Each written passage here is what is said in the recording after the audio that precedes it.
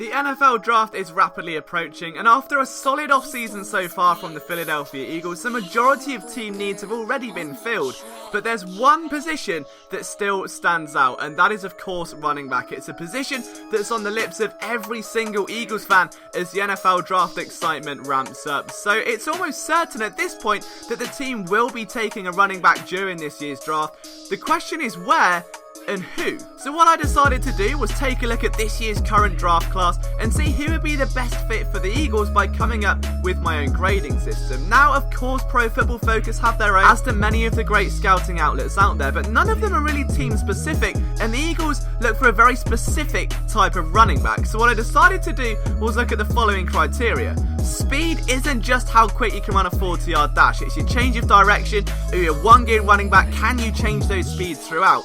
Versatility, of course, how effective you are in the passing game. Getting to the corner may be among the most important for such a zonal rushing team. Can you get to the corner before a linebacker, and can you turn it and shake him off your back?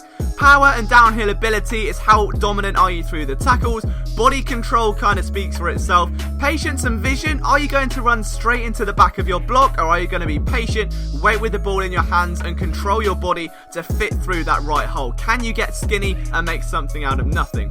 Effort is a bit of a tricky one to grade, but I do think it's an important one. Are you going to drive up, or are you going to drive to the sideline? If there's a defender coming towards you, are you going to lower your shoulder pads, or are you going to instead look for the easy way out? Pass protection, again, is how efficient you are in terms of technique. Are you going to raise your hands and deliver a punch, or just kind of throw your body weight like a bull in a china shop?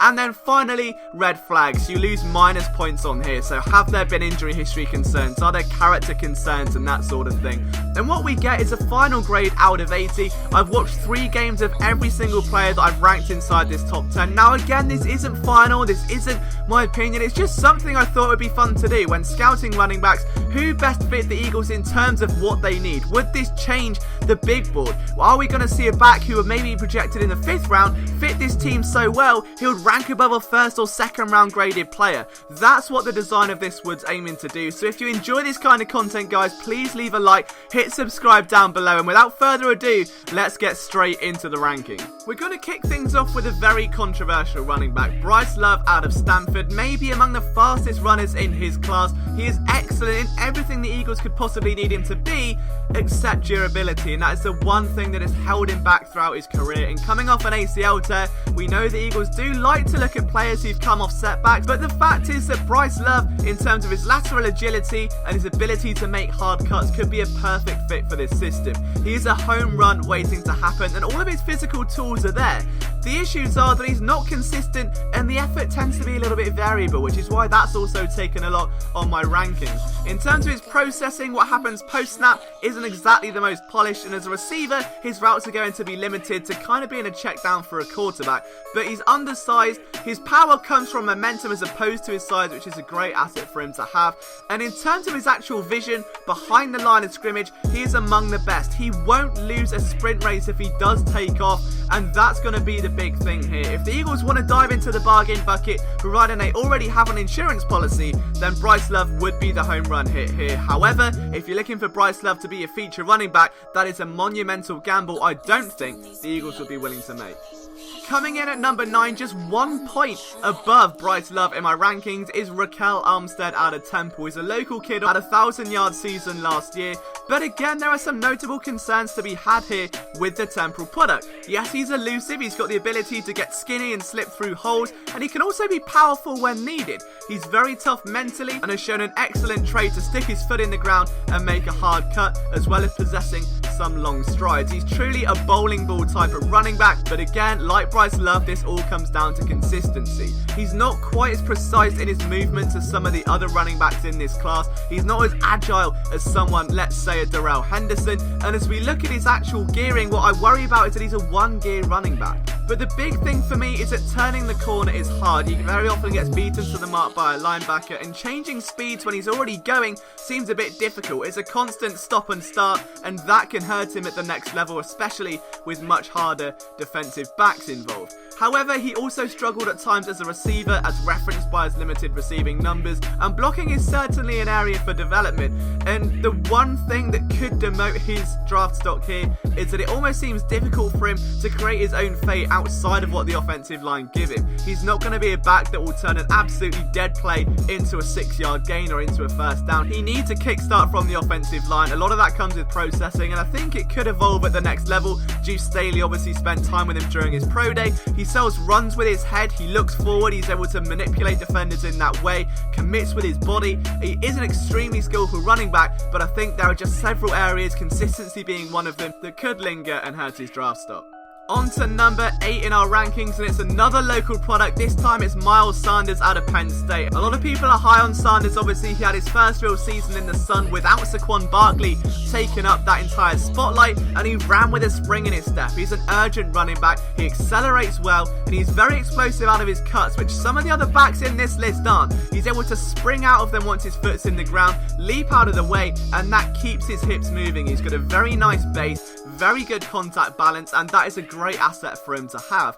However, he does have poor vision for a zonal scheme. He's a little bit too patient, has a tendency to run into his blocks, and as a finesse runner, he doesn't churn his legs once contact is made. It's very rare you'll see him break a tackle or push through contact or even lower his pads, and long speed is always going to be a slight concern with Sanders as well. If the Eagles want to get themselves a running back who's going to get straight involved, say yes to everything, and maybe get involved in pass protection, it's going to be Miles Sanders. But outside of that, there are going to be some schematic concerns and whether or not he's got the right skill set to come in and be dominant in Philadelphia. At number 7 is Devin Singletary out of FAU. One of my previous draft crushes who's sort of fallen out of favour in recent weeks, and it's purely for no other reason other than the fact that it's a sprint race concern. I think once he gets into the open field, you do see defenders catching him up on the backside, and that can hurt him going in towards the NFL level. His poor combine really didn't help, and he does have a tendency to disappear in the pile at times in short yardage situations, but this is a big cut guy. He leans forward into every snap to generate that kind of momentum, and while he won't break ankles all the time, although some people have likened him to LaShawn McCoy, he's elusive, strong, and uses his frame well. He's got great contact balance and speed that stands out. It takes a lot to bring down Devin Singletary, and that's the one thing you notice. The effort level is through the roof. He doesn't take a play off, but this guy is a true downhill runner, and this is why he kind of ranks a little bit lower here. If the Eagles want to get a versatile guy, this won't be Singletary. If they want a powerhouse that's going to get out of the way of those stronger defensive linemen, that's going to rip through those arm bars, that's going to punish linebackers, that is going to be Devin Singletary. So this is a guy that in a north-south situation with some great run blocking from the Eagles could be a dominant running back for years to come. Is that going to be the case or not? Only time will tell, but with some added work to his pass protection and some lateral quickness, he could be a really big asset for this team moving forward.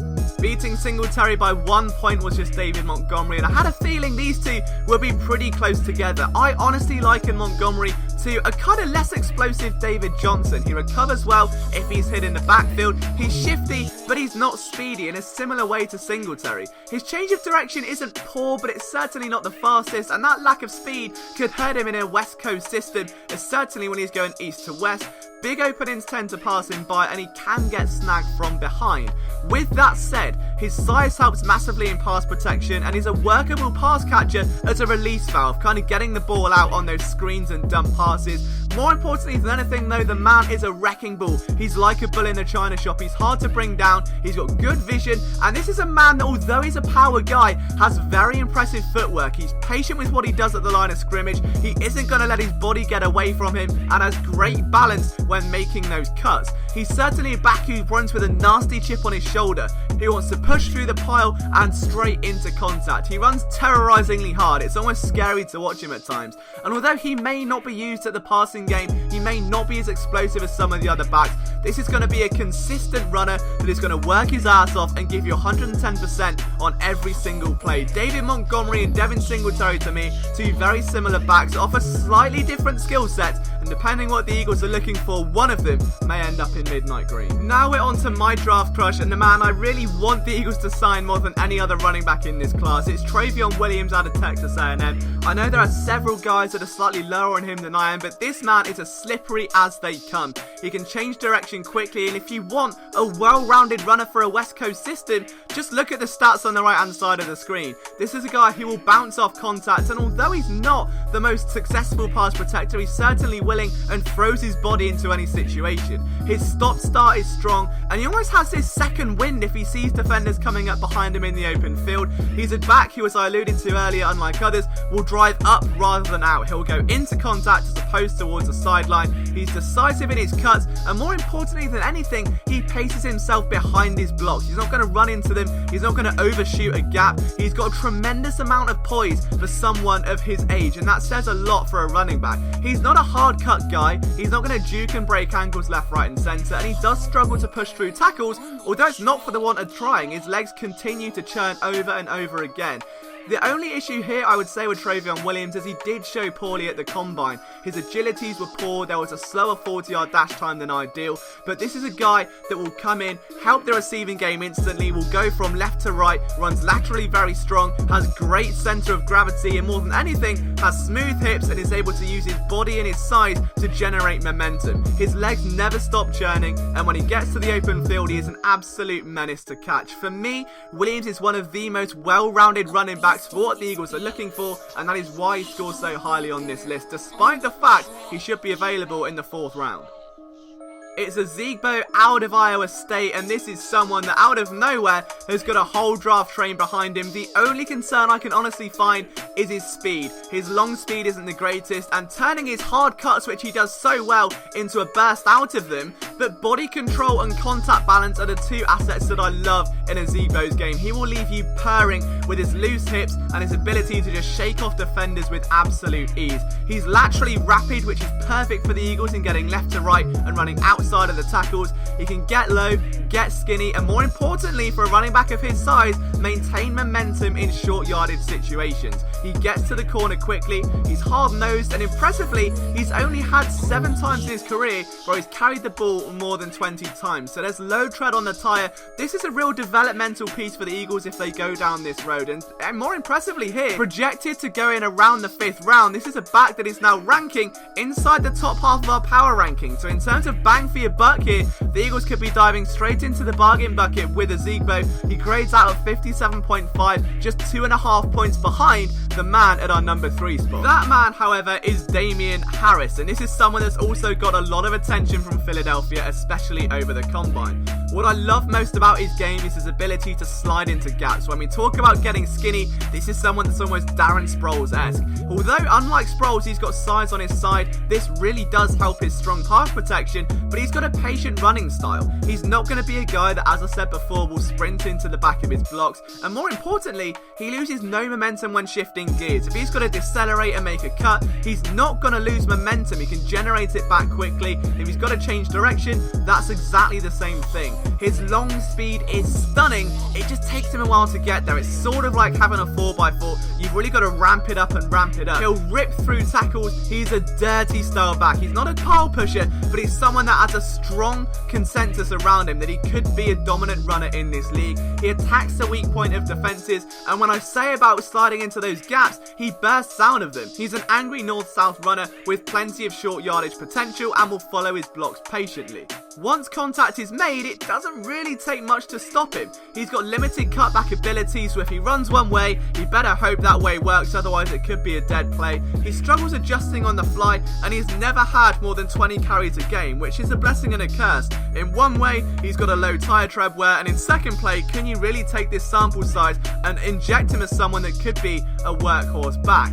This has limited his big play potential, and turning the corner is also a slight concern because of that acceleration. He doesn't have the burst initially. The long speed is there when he gets going, but if you want him to burst into a hole or break out to the outside, that may be a slight concern. I think it could be a fit for the Eagles, that's why he's certainly ranking towards the top of our list, but is Damien Harris going to be a 3-down back guy? I'm not sure he can tick all of the boxes the Eagles are looking for, but he goes north to south extremely well, and that could be all the team are asking for at that point in the draft.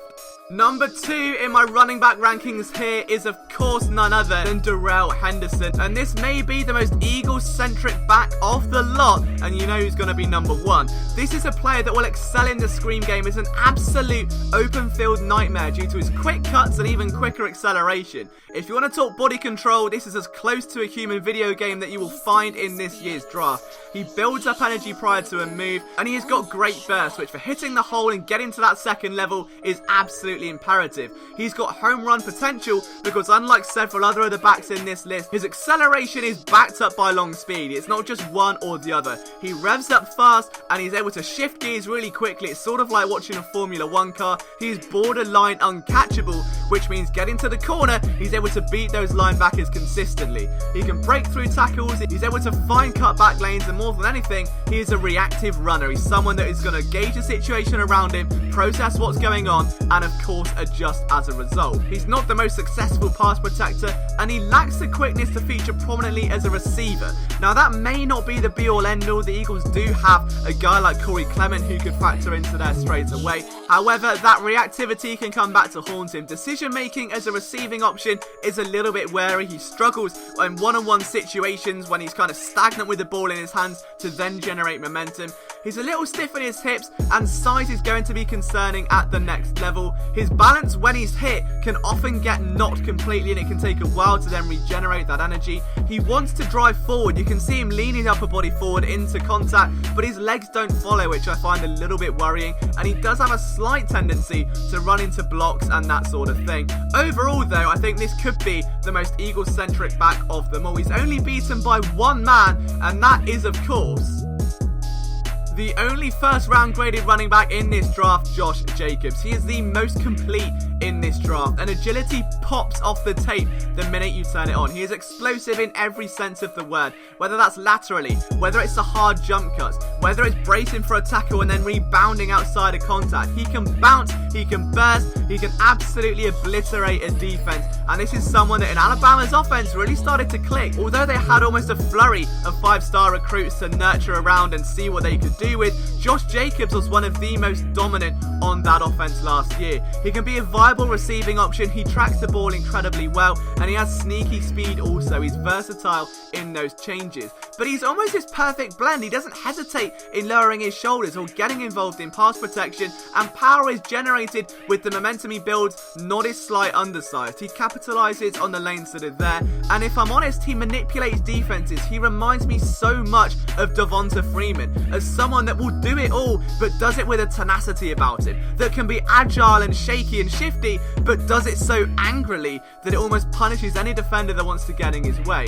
Now, getting to the corner isn't always a banker, and kicking back into gear post-contact may not be his biggest attribute. His size can sometimes work against him, and that may raise concerns about him being a bell cow back, but this is honestly the most dominant running back in this year's draft class, and if the Eagles are going to take a running back early, if they're going to go against previous philosophy, then this could be the guy. He will come in and do everything they need him to do. He is going to get to the corner, he is going to burst through tackles, and more importantly, he's intelligent enough to manipulate a defense and turn a nothing into something. Who do you want the Eagles to take at running back in this year's NFL draft? Let me know in the comments, and please hit subscribe. I want to do a video like this for every position of need for the Philadelphia Eagles ahead of the NFL draft, so if that is something you want to see, please let me know. Hit subscribe. You can follow me at LiamJenkins21 on Twitter, and I'll see you very, very soon for another episode of Eagles Film Room, the Outside Insider podcast, and plenty more content here at Philly Sports Network.